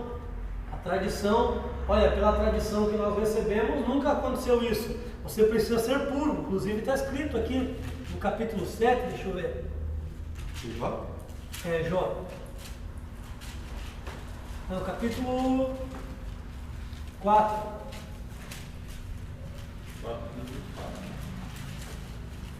4. Ele faz, repreende Jó. Não, mas é lá pra frente, lá. Humildade? Humildade da noite. Sim. 17, não? Deixa eu ver se ele faz. Capítulo 8. Deixa eu ver aqui. Capítulo 8, 6. Que se ele for puro e reto, se fores puro e reto, ele sem demora escutará a tua oração e restaurará a justiça da tua morada. Então observa, ele diz, o que eles estão dizendo aqui? Tanto ele faz também, fala no capítulo, fala no capítulo 4, versículo 17. O homem mortal pode ser justo diante de Deus, o homem pode ser puro diante do Criador. Então qual que é a doutrina? Essa doutrina é a doutrina do demônio. Ele está dizendo que o homem não pode ser puro diante de Deus. Mas Jó, o próprio Deus está falando que ele era puro, que ele era reto, que ele era íntegro. É mesmo. Ele não conhecia Se isso. afastava do mal. Exatamente. E ele está dizendo que o homem não pode, de forma alguma, ser puro diante de Deus. Isso. É a falta de estudar a palavra mesmo, a gente, né? Exatamente. O próprio Deus está. Não o professor. Entre outras, né? Eu. Não, nós precisamos aprofundar-nos. Eu preciso também Porque no aprofundar início mais. é verdade, né? Deus fala, Deus testemunha a respeito de Jó, e aqui ele está falando que não. Se Deus falou bem, o que sou eu para falar mal? É igual, Não é? às vezes a gente não aceita, né? O perdão de Deus. Ai não, mas eu não mereço. Às vezes a pessoa não entende a graça. Né? Exatamente, a graça é isso, né? Ninguém merecia isso. Ninguém merecia. Lembrando que Jó vive num tempo antes da lei, né? Antes da lei escrita. Certo? Então ele vai se apoiar, a humildade vai se apoiar na tradição. Tem uns versículos que eu marquei aqui porque é interessante. Por exemplo, a 4,15. Naquela época já existia o entendimento que nós temos hoje. A pessoa se arrepia toda e fala, falam aí fora, né? Passou um espírito perto de mim. Já ouviu isso? Olha lá, 4,15. Então um espírito passou diante do meu rosto e arrepiaram-se os cabelos da minha carne. Isso aí veio lá de Jó, não é novo. É interessante, né? Tem outras tiradinhas aqui que a gente usa, bem interessante. Então vamos ver aqui, então ele se apoia na tradição. Já Zofar, ele vai se apoiar, ele já vem do argumento dos outros, ele vai se apoiar no quê? Na suposição. Como Jó conseguiu rebatê-los, dizendo que não era aquilo, ele vai supor que Jó está no erro, ele vai fazer suposições. Que Jó precisa, que Jó está em pecado. Aí o capítulo 9 é bem interessante. O capítulo 9, Jó vai dizer assim, o 2, verdadeiramente eu reconheço que assim é. Como o homem se justificará diante de Deus, se alguém ousasse pleitear, olha o que ele está dizendo, se alguém ousasse pleitear com ele, poderia rebater sequer uma das suas 1000 explicações? Ele está dizendo aqui que não tem como responder a Deus, porque Deus ele é infinitamente maior. Mas nós vamos ver um quadro bem interessante. Ele é sábio de coração, poderoso, 4, né? Aí ele vai falar, olha o conhecimento de Jó, olha o conhecimento que Jó tem. 5 em diante, remove as montanhas sem que saibam que ele na sua ira ela transtorna. Aquele que sacode a terra, no versículo 6, ao 7, aquele que dá ordem para o sol, ele se levanta. O 8, que sozinho expandiu os céus e o céu e anda pelas ondas. O 9, criou a Ursa e o Órion, as Pleiades, as câmaras do sul. Olha o conhecimento desse camarada. Conhece de astronomia, tempo de Abraão. Olha que interessante o 11 ali, né? O 10 diz que fez coisas insondáveis e maravilhas sem contar. Olha o 11, que interessante. Eis que passará diante de mim e não o verei. Eis que me tocará e não o sentirei. E nós chegamos na igreja dizendo assim, Senhor, eu quero sentir o Senhor para eu dar glória. Né? Se eu sentir o Senhor, eu vou falar em línguas. E Jó está falando que Deus pode passar aqui, irmãos, e nós nem perceber, nem sentir nada. Assim como ele pode vir avisando, como foi lá no Sinai, assim que ele pode vir estrondando tudo, ele pode vir sem ninguém perceber nada. Ele é Deus. Nada é impossível para ele. E Jó ele apela para a encarnação de Deus. Sabia que Jó ele apela para que Deus se encarne? Olha o 32, o capítulo 9 inteiro vai chegar a esse ponto. Olha o 32, ele diz assim, porquanto ele não é um homem como eu, para que possa dizer, vamos junto comparecer em juízo? Não há um árbitro entre nós que ponha a mão sobre nós dois. O que ele está dizendo? Deus não é homem, queria que ele viesse aqui, sair em juízo comigo, para ele ver o que eu estou passando. Jó falou isso, intimou a encarnação de Deus. E tempos depois, Deus vem. É tipo assim, colocou Deus na parede, né? As pessoas ele não é homem, mas tem que ter um árbitro. Você não pode vir com toda a divindade, tem que vir como eu aqui. E o árbitro é o Espírito Santo. Quando Deus falou quem enviarei, aí o filho disse, eu vou. Eu vou, pode enviar-me. Aí o Espírito Santo se colocou como árbitro. Você não pode ir com onipotência, não. Não pode ir com onipresença, não pode ir com a eternidade, vai ter que passar por que eles passam. Como homem. Como homem. Ele venceu como, inclusive foi tentado, porque Deus não pode ser tentado, né? Diz que ninguém pode tentar Deus. E essa é a prova da sua humanidade, ele foi tentado. Se ele foi tentado é porque ele poderia pecar. Ele poderia, mas ele não pecou. Essa é a diferença, né? Essa é a grande diferença. Não pecou, não participou do pecado em nenhum momento da sua vida. Diferente de nós, né? Que mesmo não querendo pecar, às vezes pecamos. É que a gente fala coisas que às vezes não tem nada a ver com a gente, né? Né? Que se a gente faz um comentário, não tem nada a ver com a vida da gente. Esses dias a gente estava brincando, porque a nossa filha falou assim, tal coisa. Ah, tá, e o que nós temos com isso? E é verdade, às vezes você faz um comentário que não tem nada a ver com a vida da gente. E a gente mesmo assim comenta. Irmãos, o 10, ele continua já falando. O 10 é interessante que o 10, 8, dá para você juntar com o Salmo 139, que é a formação do homem. Olha que interessante. As tuas próprias mãos me fizeram e me formaram. Queres contudo aniquilar-me? Lembra-te de que com o barro me modelaste e ao pó me farás retornar? Não me derramaste como leite, é o momento da concepção. Tá falando, não me derramaste como leite e não me coalhaste como queijo. Quando o espermatozoide se fecunda, né, o óvulo, é o momento de coalhar-se, né, que é coalhado, e começa agora o que? Versículo 11: vestiste-me com pele, com carne me teceste, com ossos e tendões, concedeste-me vida e mercê, a tua providência preservou o meu espírito. Junta lá com o Salmo 139 e você vai ver a concepção do homem, né? Como que é, como leite derramado, e ele vai coalhando, ele se coalha, se torna um embrião, e vai vindo a pele, vai vindo a carne. 139. Aí vindo os tendões, os ossos. Profundo, né? Aí, irmãos, continua esse debate, vai ficar esse debate. No capítulo 13, olha que interessante, capítulo 13 o debate está tão acirrado que o próprio Jó fica irado. Aqui Jó se ira, e Jó fica bravo. Ele diz assim, ó, no 12 ele já diz isso, né? No 12 ele já fala, mas no 13 ele fala assim, ó: certamente os meus olhos viram tudo isso, e os meus ouvidos escutaram e compreenderam. O que vós sabeis, eu também sei. Não sou inferior a vós, porém eu quero falar com o Todo-Poderoso. Ousadia de Jó. Ó, eu quero falar com o Todo-Poderoso. Vocês não quero falar com vocês, não. Em outra passagem ele diz... 13:3. Em outra passagem ele diz: seria melhor se vocês ficassem com a boca fechada. Tem gente que é assim, né? Melhor ficar com a boca fechada. Vocês são médicos de são. Lá, eu quero falar com o Todo-Poderoso e desejo discutir com ele.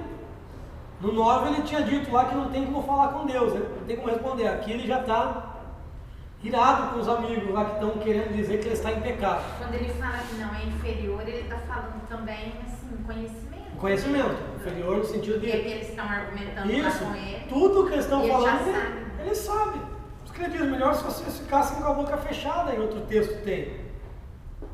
Eu não sei, não vou... Ah, é aqui mesmo, ó. Olha lá, ó. O 4. Já que vós sois forjadores de mentira e sois todos médicos inúteis, ó, se me deixasse em paz, isto seria a vossa sabedoria. Em outra palavra, né? Se vocês ficassem com a boca fechada, seria muito melhor. Vocês seriam mais sábios, que a irmã disse lá, né? Às vezes a gente não fala para não mostrar, né? Ah, se você ficasse calado, poderia passar por sábio. Eu nem sabia que era bíblico. É bíblico. O tolo, acho que está no. Acho que até no verbo deve ser, né? O tolo quieto passa-se por sábio, né? Gente, eu não sabia que era Daí o 13:15 também, ó. Ainda, olha como jovem.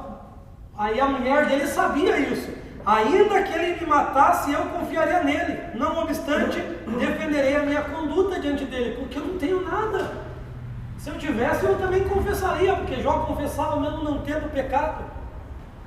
Então ele diz, ainda que ele me mate, eu vou confiar. Não estou culpando Deus pelo que está acontecendo comigo, porque eu vou confiar. E detalhe, mas eu já vi pregador dizendo que ele foi assentar entre as cinzas, disse que ele foi morar no lixão. Mas, se você ler, não tem como nós ler tudo, não, é impossível, né? A gente ler e explicar tudo. Mas se você ler o livro, você vai ver que quando Jó estava bem, os servos deles tiravam sorte para servir, porque todos queriam estar perto de Jó. Todos. Agora um ficava cotovelando o outro, né? Porque ele fedia, cheirava mal, 7 metros dava para sentir o odor, as pálpebras carcomidas.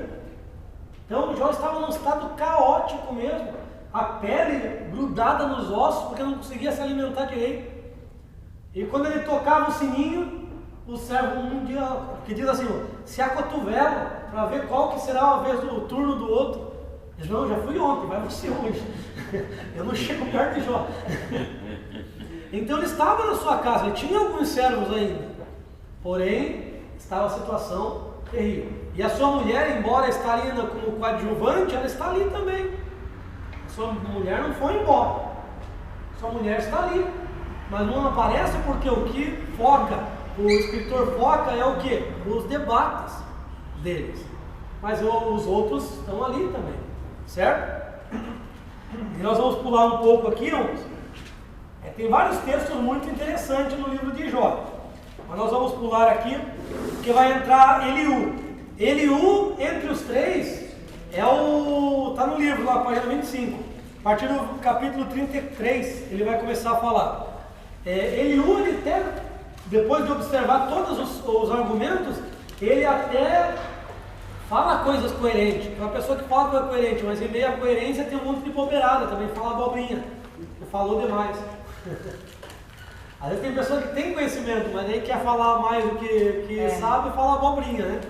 Então ele falou coisas que foi o que mais chegou próximo. Muitas coisas que ele falou extremamente coerentes, porém ele falou coisas erradas também. E ele diz que ele provavelmente no debate ali, como ele entra, sem ser convidado, ele era o mais novo, né, entre eles. E como o Jó tinha falado que Deus reserva a sabedoria aos anciãos, aos mais velhos, então ele vai rebater essa posição. Ele não gostou, né? Ele fica se mordendo ali, né? Diz o comentarista que ele fica se mordendo, querendo entrar no debate. E daí ele vai falar muitas coisas interessantes, porém envolto de erros. Nós já vamos ver alguns erros. Mas antes eu preciso te mostrar o capítulo mais lindo do livro de Jó, que é o capítulo 29, que fala da riqueza do homem. Qual que é o homem rico? Quem é o homem rico? Vamos ver? 29:2. Quem me dera ser como fui nos meses passados, como nos dias em que Deus era o meu guardião. Lá somos ricos quando somos guardados por Deus. Então, riqueza, na visão de Jó, é ser guardado por Deus. Você é guardado por Ele, pode ter certeza. Já vamos ver se você é próspero ou não. Vou colocar na balança aqui. O 3. Quando a sua lâmpada resplandecia sobre a minha cabeça e com a sua luz caminhava na escuridão. Somos ricos quando temos o Espírito Santo sobre nós. Lembra que naquela época o Espírito Santo estava sobre, a luz resplandecia sobre. Agora o Espírito Santo está dentro de nós. Amém. Somos ricos. 4. Quando vivia dias da minha juventude, quando a presença de Deus estava dentro da minha tenda. Somos ricos quando temos a presença de Deus em nossa casa. E aí? Você é rico? 5. Quando o Todo-Poderoso ainda andava comigo, quando os meus filhos estavam ao meu redor. Somos ricos quando temos nossos filhos, a nossa família conosco. Amém. Você tem essa riqueza? Interessante mesmo. Vai lá, quando os meus pés eram lavados com leite fresco e da rocha manava leite e manavam rios de azeite para mim. Somos ricos quando a provisão, quando Deus nos diferencia com a sua provisão. Deus tem providenciado para nós o sustento, as bênçãos, não deixa, né? Com certeza que Deus tem sustentado. Ó, o 7. Quando saía à porta da cidade, quando o meu assento era preparado na praça. Somos ricos quando temos motivo para fazer o bem à comunidade, né? Vamos fazer um motivo para viver, vamos dizer assim, né? E o cidadão mais jovem, ao ver-me, versículo 8, me davam passagem, e os anciãos levantavam e permanecer em pé. Somos ricos quando somos honrados por autoridades ou magistrados, né? Ou pelas pessoas. Não temos honra. Olha lá, ó. 9. Os príncipes se abstinham de falar e colocavam as suas mãos na boca. Somos ricos quando somos ouvidos. Temos oportunidade de discursar, de falar. A 10. A oratória da nobreza se calava, pois a sua língua se aquietava ao seu paladar. Somos ricos quando, depois de falarmos, nada mais resta a acrescentar. Então, ele continua mostrando aí sinônimos das riquezas. Por isso que ele fala em parábola. Versículo 1 mostra que ele fala em parábola. Faltou uma mais palavra. Somos ricos de saúde. Então, quando temos Deus guardando, isso é riqueza. Ele está lembrando daquele tempo, né? Isso é riqueza. Veja que a riqueza já não falou. Somos ricos quando temos 3.000 camelos, temos 500 juntas de boi. Não, né? Aí o Eliú vai falar coisas interessantes, porém, olha lá o 34 e 24, coisas que ele não conhece. Ninguém conhecia até então, na verdade. Dizendo lá, ele destroça, 34 e 24, ele destroça os poderosos sem inquisição e põe os outros no lugar deles.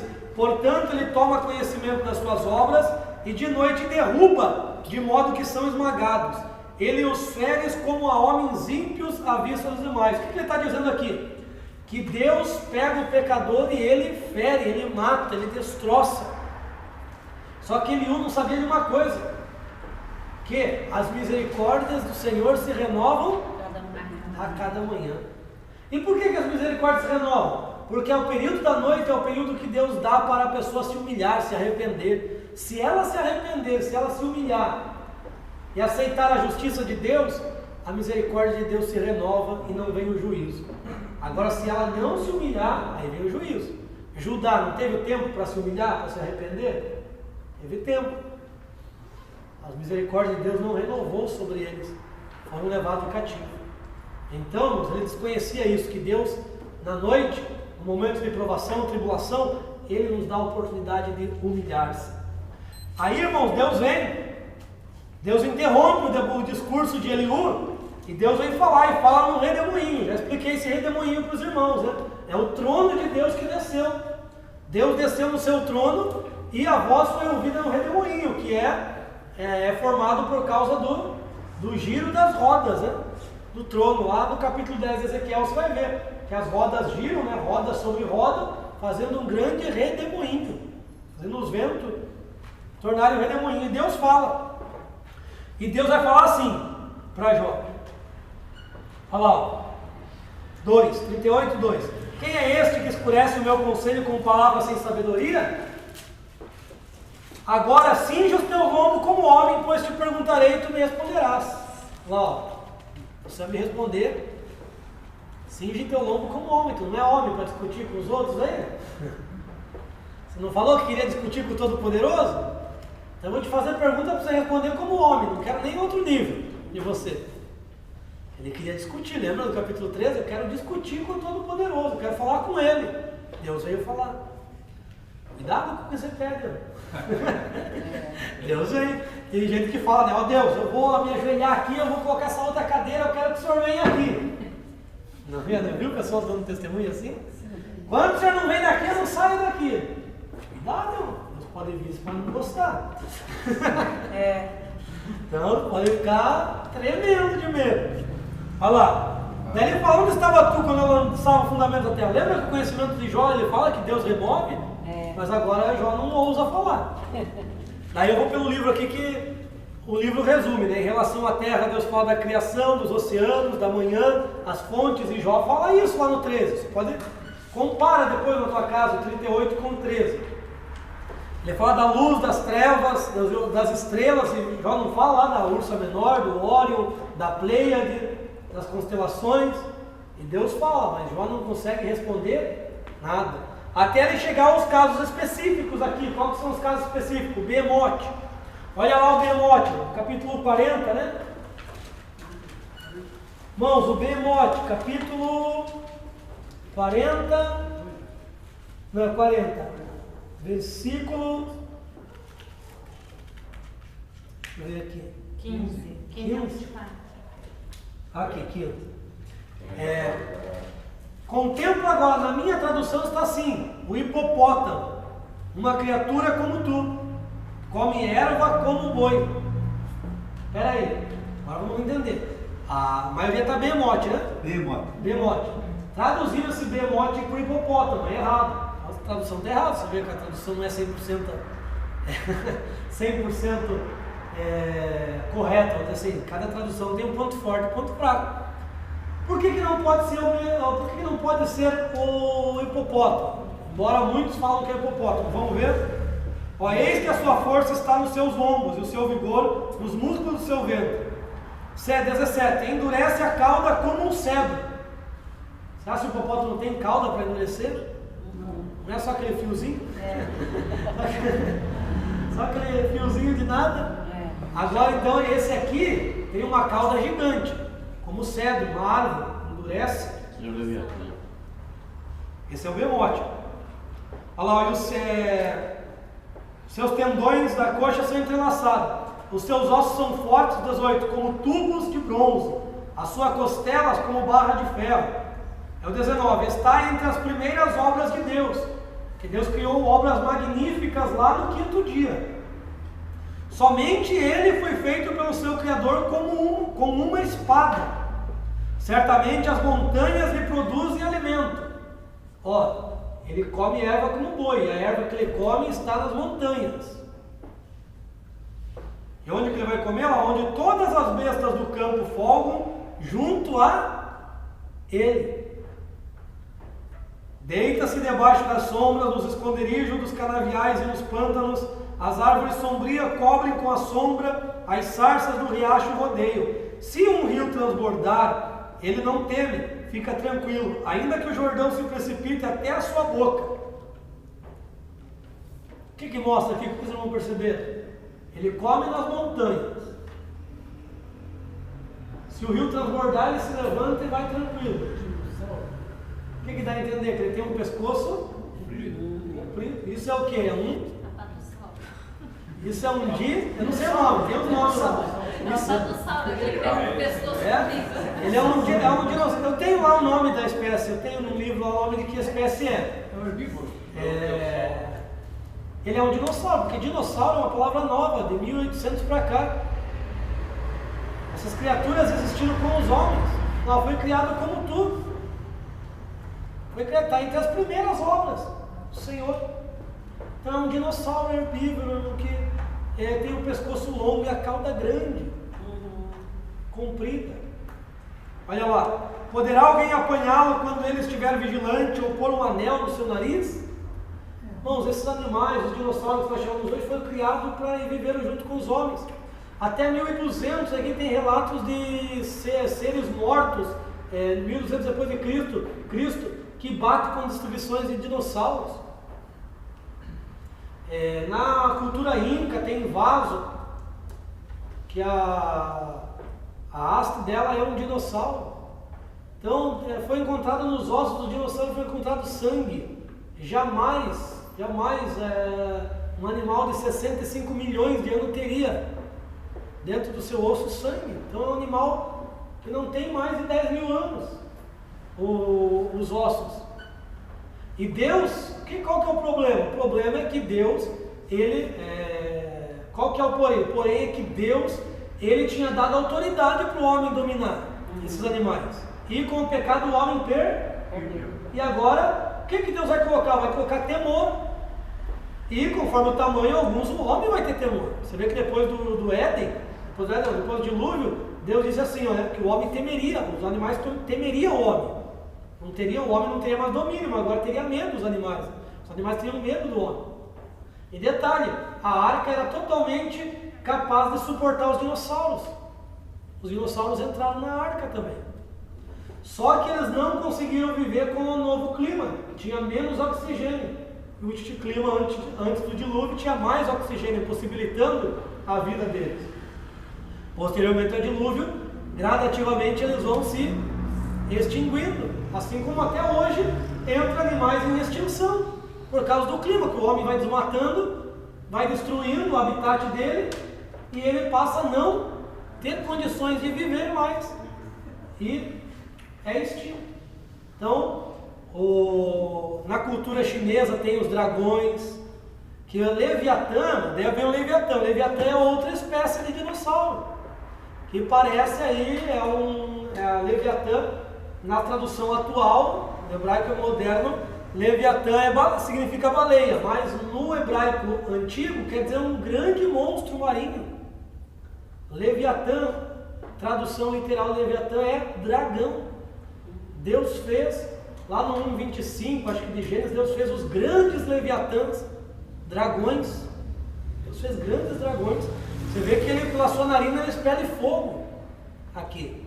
São dragões. Na cultura chinesa tem isso. A cultura chinesa tem dragões lá estampados nas bandeiras, nas festas. O carro do deus Marduk, o deus Marduk é uma lenda. Ele é uma mitologia. A mitologia vai surgir do pensamento do homem. O mito vai surgir da cabeça do homem. Eles desenhavam o Marduk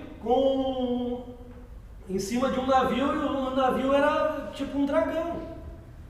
Então observa que os dragões viveram entre os homens, os dinossauros, todas as espécies, e o homem teria domínio sobre esses animais.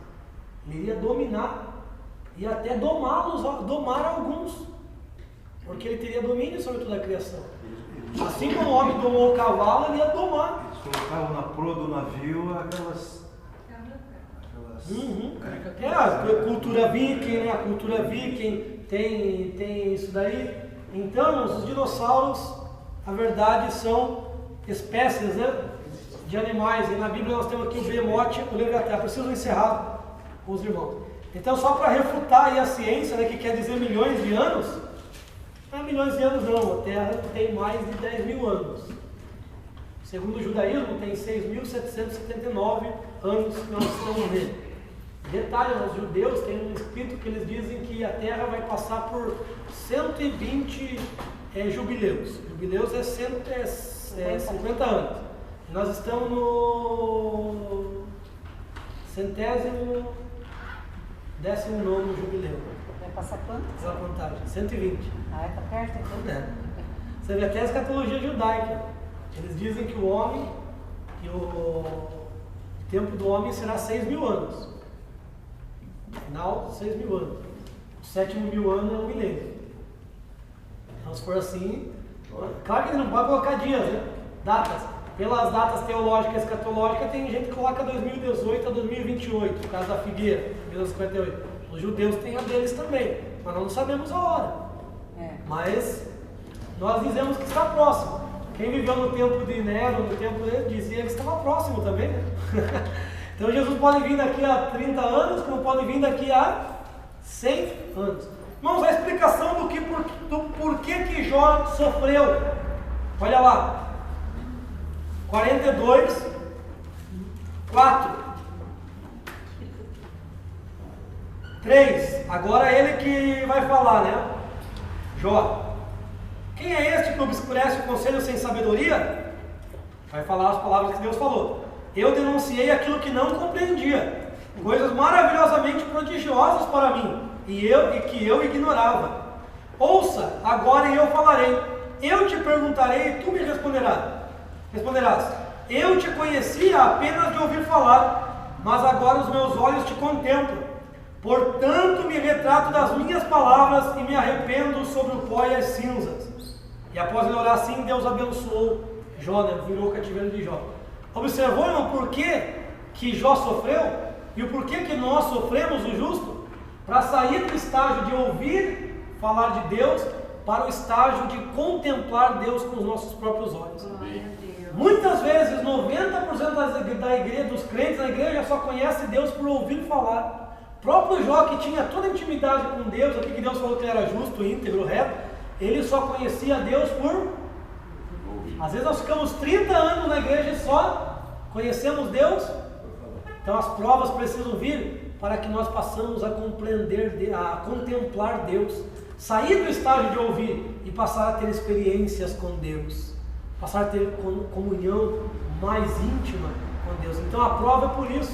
E a prova sempre será qualificada, como o Tiago coloca. Sabia que Tiago é o Jó do Novo Testamento? Tiago fala que nós passaremos por prova qualificada. Porque essas provas qualificadas, elas produzem frutos, paciência, produzem muitos frutos. E Deus virou o cativeiro de Jó, chegou lá nos amigos de Jó e disse: ó, vocês levem riquezas para meu servo Jó, porque vocês estavam errados. Vocês estavam errados e ele estava correto. Viu? Aquele que o irmão falou, Deus testifica de nós para os homens também. Ele estava correto. E de sorte que a Bíblia fala que as riquezas de Jó foram muito maiores do que a primeiro estado. E ele teve 7 filhos, 7 filhos e 3 filhas. E pelos nomes, dá a entender que essas filhas eram mais puras. E as outras estavam corrompidas, porque Jó fazia holocausto por elas, né? E elas gostavam de se embriagar com vinhos, e estar nos banquetes dos seus irmãos, e estar em meio à promiscuidade. Agora essas, pelos nomes ali, dá a entender que são mulheres diferentes. Tem uma que é vaso. Deixa eu pegar o nome para vocês aqui. Me aguenta aí só um pouquinho. Perdoa, passado horário, é o ânimo. Ele está voltando aí com vocês. Que bom. Ó, o 14, 42, 14. O primeiro era Gemima, quer dizer pombinha. Pomba tem sinônimo de pureza, né? De mansidão. O segundo era Késia, quer dizer cássia, ou seja, né, aroma agradável, aroma suave. Então, a primeira é sinônimo de fidelidade. A segunda é influência pelo cheiro, pelo aroma bom. E a terceira era Keren Hapuk. Lá no original está Keren Hapur. Keren Hapur, quer dizer belo vaso. A terceira é o melhor suporte para o jardim, né? Beleza. Então temos aqui o aroma, a fidelidade, o aroma e a beleza. Então mostra o caráter dessas meninas, que eram melhores do que as primeiras.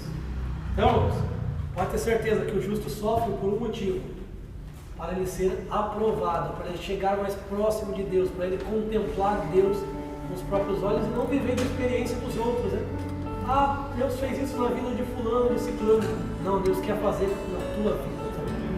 Amém? Deus abençoe o carinho e a paciência dos irmãos.